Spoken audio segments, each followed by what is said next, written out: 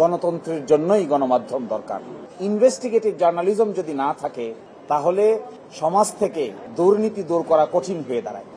আমি মনে করি গণমাধ্যমের স্বাধীনতা বোধ হিসেবে ফ্রি অ্যাক্সেস থাকা উচিত।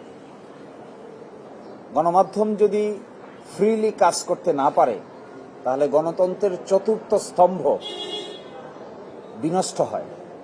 গণতন্ত্রের জন্যই গণমাধ্যম দরকার। অনেকেই মিস ইনফরমেশন, ডিস ইনফরমেশনের কথা বলেন। এই ক্ষেত্রে কার্যকর উদ্যোগ নেওয়া যেতে পারে, কিন্তু তাই বলে গণমাধ্যমকে তার দায়িত্ব পালন করা থেকে বিরত রাখা কারো জন্যই কল্যাণকর হবে না।